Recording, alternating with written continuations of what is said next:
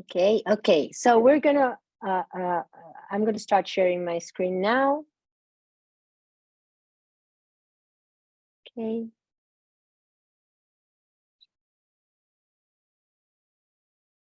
Okay.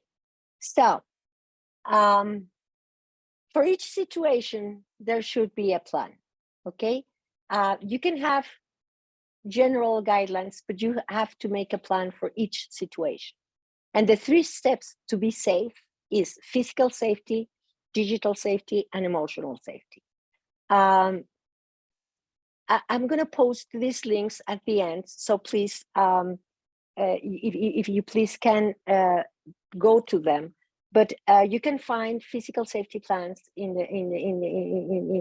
the page of the International Women Media Foundation, and there's this platform that is called totemproject.org, and you can find both in English and Spanish safety courses for physical safety, digital safety, and emotional safety. Okay, so you can go to those pages and you can find the links, and I'm going to post these links at the end of the session, or chat. I don't know if you can post them for me, please, in the chat, because as I am in my presentation mode, I cannot do that right now. Okay, so for psychological safety, the first thing you need to know is that if your life and your information is safe, your emotions are going to be more manageable. But if your life or your information is not safe, then it's going to go like big time. Your emotions are going to be all over the place. Because obviously, when your physical safety is at stake, that is when we get in an emergency state. And we first need to protect us. We need to protect the physical safety. We need to keep alive. We need to stay alive, okay? In terms of psychological safety, and I want you to start doing your general personal safety plan, psychological safety plan, as I go talking, okay? So at the end, you're gonna already have like the guidelines, the main guidelines for your personal safety plan. For example, I want you to imagine yourself in the next coverage that you are planning to do, okay? Whatever it is. And I want you to think about the sights, what you're going to see, what you're going to smell, what you're going to hear, and what their circumstances are, and what are the possible risks that there can be there. And also consider your general emotional mind state at the moment. How are you now?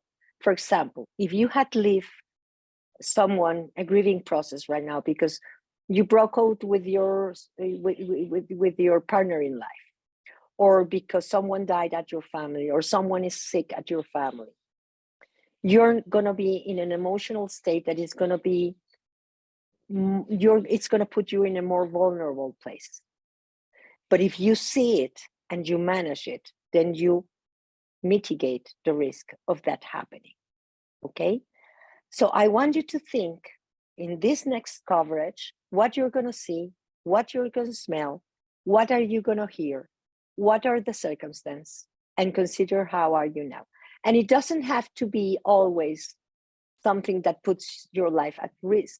Sometimes it's just, for example, you're going to interview a mother that lost their children, whether because there was a shooting in a school, whether because they were killed and disappeared, you know. How are you going to feel in front of that person, in front of that woman? And consider your general emotions and mind state also is going to help in that case. Put yourselves in different situations, or the situation you're going to be covering next, okay?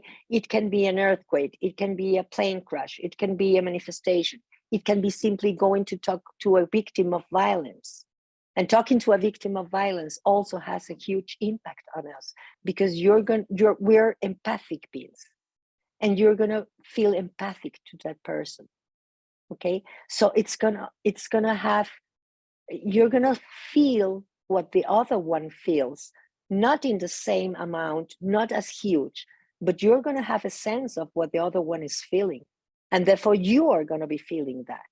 in a way, okay? So imagine yourselves in that situation.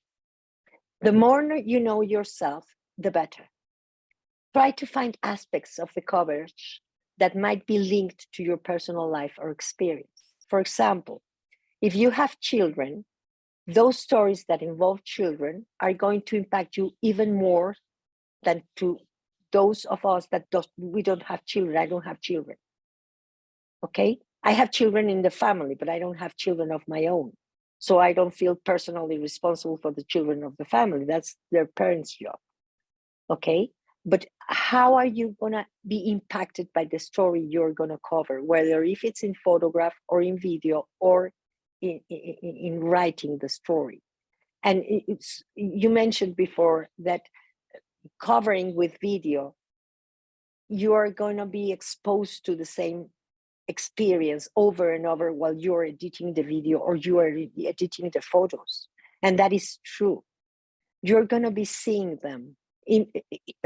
Images impact us even more so than what the stories we can hear sometimes. So yes, put yourself in that place and put yourself, how is this going to impact you? What am I living now? What am I, for example, if you are a refugee, if you are in exile, obviously covering migration or covering exile, someone that is exiled too, is going to have an impact in your own story. You're going to feel much more, you're going to get what the other one is going through. And it's going to prompt your emotions, the emotions, your personal emotions, with the things you've lived. If you lived violence at some point in your life, whether as childhood, in your childhood, or or being a grown-up, you're going to be more empathic with someone who has lived violence. For example, in feminicides, that not only in Mexico happened, in Serbia, in Mexico, in Kenya, in Zambia, in India, there are a lot of feminicides, a lot of them. And if you're going to interview someone, a mother of someone who was killed, or someone who is threatened to be killed, or a woman who's living violence, that kind of violence that can take her to be killed, you're going to, if you yourself lived violence as a child, or lived violence with a spouse or with a significant other, you're going to understand better that person. But that's also going to make a bigger impact, because it's going to move your own memories of that, your own emotions. So you're going to join the emotions of the victim you're interviewing with your own emotions. So think of those things that can impact you in a certain level. Okay, so think of the sides of the what you're going to see, smell, but also think, how can this story connect to my own life?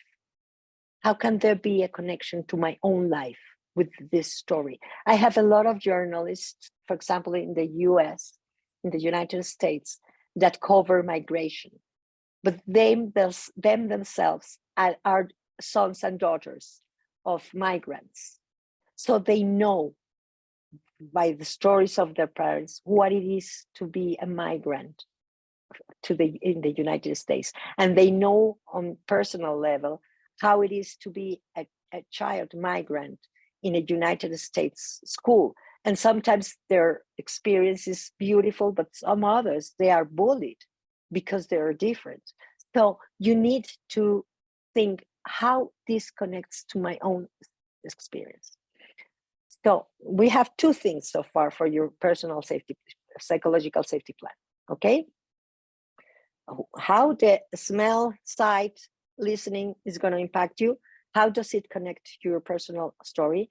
The third part of a personal psychological safety plan is to choose someone to monitor you and be your safety contact. You need to have a safety contact. And it can be someone you work with, and it can be someone on your newsroom, and it can be a friend. I suggest not to make it your the person you live with, your family, your close family, because that's going to have an impact on them differently. They're going to be more afraid of what might happen to you. So choose a friend, choose a coworker, choose someone that can understand the situation and can help you with it if you get in the middle of something that needs to be protection. Okay. Now, about what to do in an emergency to keep calm. Okay. First, physical safety. Okay. As I said before, you need to stay alive. That's the first step. It's the obvious one. So you need to find a place to run or a place to hide, and search for 3 places to do that. That's the basic. It's not all of it. It's the basic of physical safety. Then, once you're in a safe place, you need to breathe. And you need to breathe to oxygenate your brain, to calm down, and to make good decisions. If your brain is in emergency situation, in emergency psychological situation, it's not going to be thinking straight. So you need to breathe, really do a good deep breathing, 1, 2, or 3 deep breathings, and then you can decide what you're going to do. If you can, get in touch with your emergency contact. If you feel that you're at risk, get in touch with your emergency contact so that they can follow you in Find My Friends or whatever means you use for that. And to let them know of the situation so that they can be monitoring you.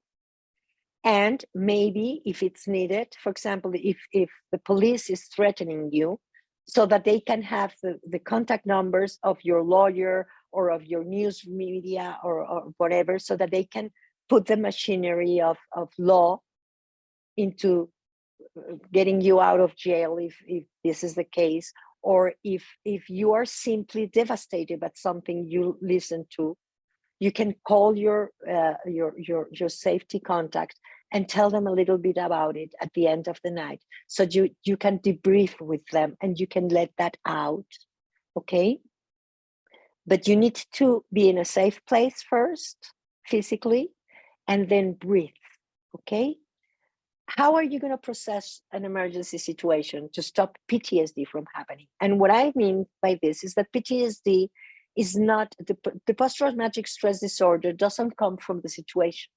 It comes from the assessment that the individual does, that you couldn't save yourself, that you didn't do the right things, that you put yourself on unnecessary risk, that you made a mistake by going there or by responding to the situation.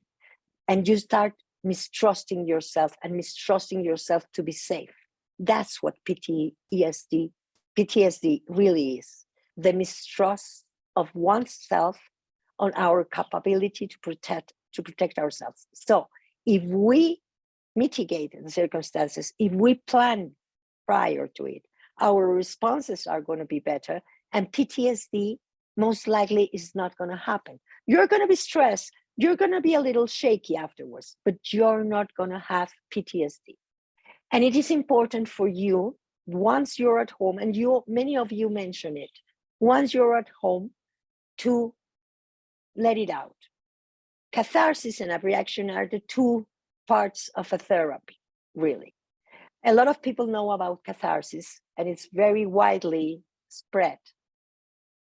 But catharsis alone, it's not the solution. It's a part of the solution. If you only do catharsis, if you do too much of it, you're gonna go the other side.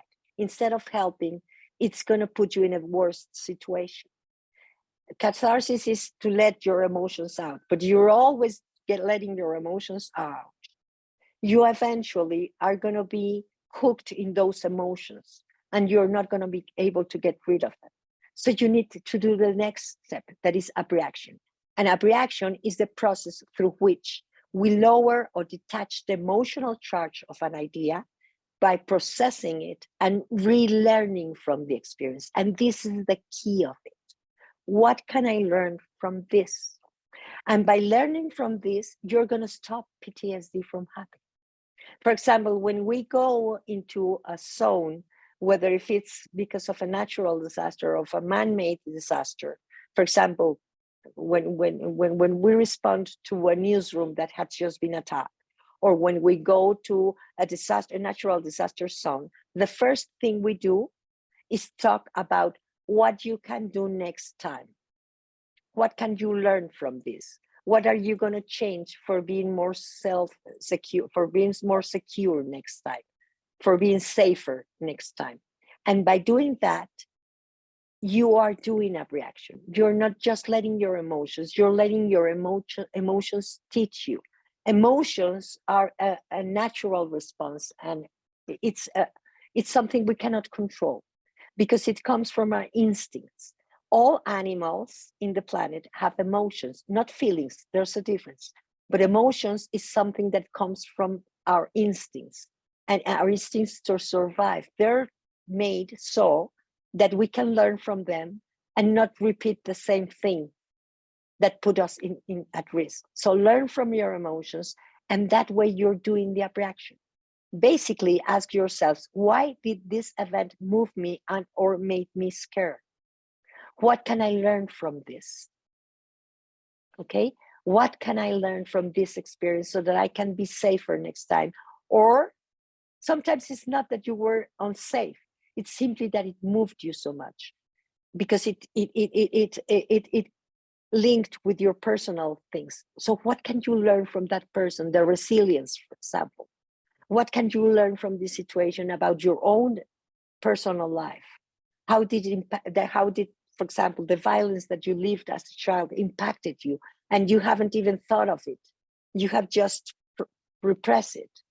Maybe you need to find a way to process it by going through therapy, or I don't know. Some people think that they don't like therapy. It's okay. I'm a therapist, but I don't sell therapy to everybody.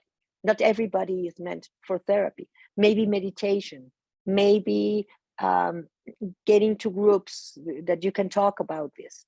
Find a way to learn from this and help yourself through this also. After processing, whether if it's alone or whether you do it with your safety contact, okay, do something that suits you and brings balance to life. You remember that we talked about this at the beginning of the session? To balance your life. Remember, there is joy too. As I said before, I meditate, I do yoga, I do Tai Chi, but I also do things like, for example, play with my cats. I start my mornings playing with my cats and singing to them. And I also put music and sing and dance to that music because I want to be in a joyful state during the day, even though I hear awful things. I want to stay positive, okay, so that I can help my patients. But I also play Xbox. Yes, I know, it's weird. Those of you who know me, some of you do, and I say this always because I want you to think outside the box. I laugh a lot with the kids I play with. I even play with my nephews and my nephews that are little ones. I play with my brother, and I play with my spouse, and I play with a group of friends I've made throughout the years in the Xbox. And we are so silly and so goofy that I laugh hard. I always tell them, you are my therapist. I have to pay you for this session, because it makes me laugh. It makes me remember that life is also about fun. So do something that suits for you. Take a warm bath, play with your pets, if you have kids in the house, play with them. It's a very good way to process things and to give balance to life. Find a way. So remember, and I'm going back, okay? What are you gonna hear, smell, the sounds, the sights, the smells, the circumstances? Consider what are you going through. That's the second step. Choose someone to monitor you and be safe with, and find a way that she or he can follow you wherever you are, and give that person time. I'm going to call you when I arrive to the place, then I'm going to call you at the middle, and then I'm going to call you when I'm out of the place, for example. Okay, make a plan with that person. Have a physical safety plan, have a digital safety plan.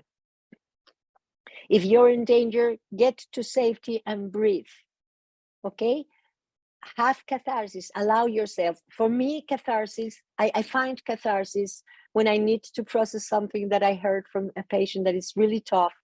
I find that, for example, certain TV shows like Supernatural, I know again is strange, but it's a TV show about a group that is a very odd group because it's humans with angels and demons and witches, but all of them working together to save the humanity.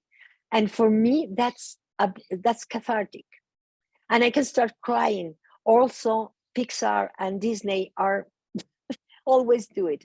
Pixar and Disney movies always allow me to cry and to process this. Okay, then I think, why does this move me particularly? Okay, and then I do a routine, an everyday routine in which I find joy in my life. I laugh, I sing, I dance, I meditate, I do Tai Chi nowadays. I do things around my day, during all my day, to balance my life. So, do you think you can choose to prepare yourselves for the things that you are going to be covering next? Do you think that you can choose the activities you're going to do afterwards to promote catharsis and reaction, and also to give balance to life? Do you think you can do that now? Okay, and write it down. We're almost out of time, so I'm going to stop sharing. So do you think you can do that? Yes, I see a lot of yeses. Good.